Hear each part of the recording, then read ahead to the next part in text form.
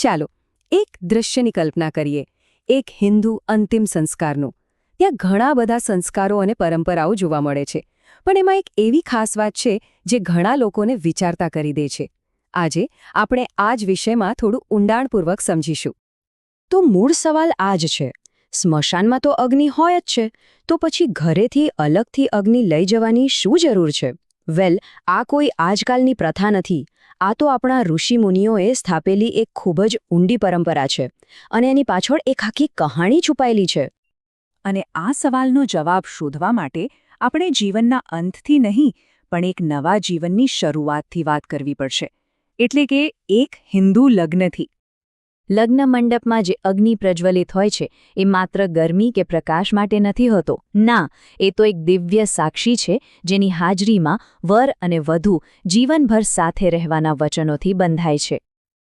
આ જ પવિત્ર અગ્નિની આસપાસ 4 મુખ્ય ફેરા ફરાય છે, જે ખરેખર તો સુખી લગ્ન જીવનના 4 આધારસ્તંભ છે. પહેલો ફેરો ધર્મનો, એટલે કે હંમેશા સાચા માર્ગ પર ચાલવું. બીજો છે અર્થનો, જે સમૃદ્ધિ માટે સાથે મળીને મહેનત કરવાનું વચન છે. ત્રીજો કામનો, જે પ્રેમ અને પરિવારના સુખ માટે છે.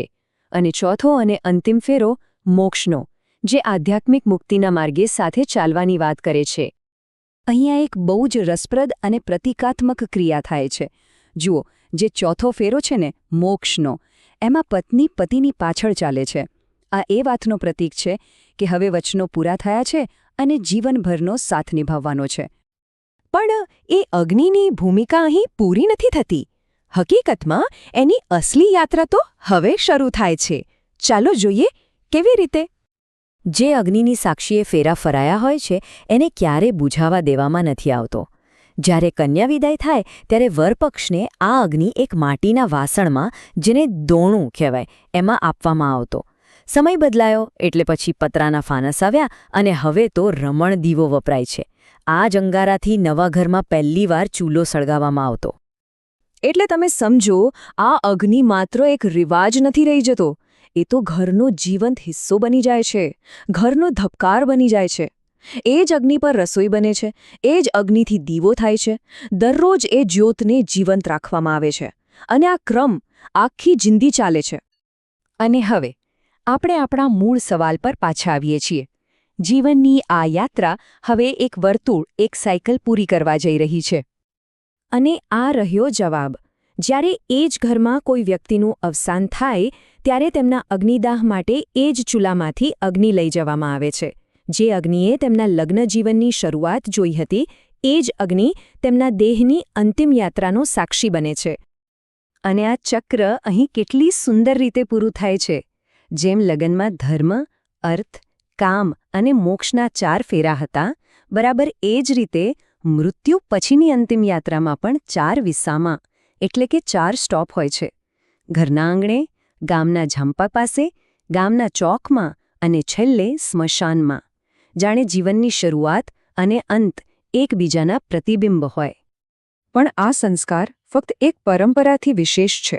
એની પાછળ એક બહુ જ ઊંડું તત્વજ્ઞાન, એક ફિલોસોફી છુપાયેલી છે. હિન્દુ દર્શન શું કહે છે કે આપણું આ શરીર 5 મૂળ તત્વોનું બનેલું છે: ભૂમિ, ગગન, વાયુ, નીર અને અગ્નિ. અગ્નિદાહ એ શરીરને આ જ 5 તત્વોમાં આદરપૂર્વક પાછું સોંપવાની પ્રક્રિયા છે. સિમ્પલ, જેમાંથી બન્યા એમાં જ પાછા ભળી ગયા. અને આ વાત તો ખરેખર અદ્ભુત છે. આપણે ભગવાન શબ્દ બોલીએ છીએ, પણ એનો અર્થ શું છે? જો એને છૂટો પાડીએ તો ભ એટલે ભૂમિ, ગ એટલે ગગન, વા એટલે વાયુ અને ન એટલે નીર, અને અગ્નિ આ બધાનો સાક્ષી છે. ટૂંકમાં પ્રકૃતિ જ ભગવાન છે.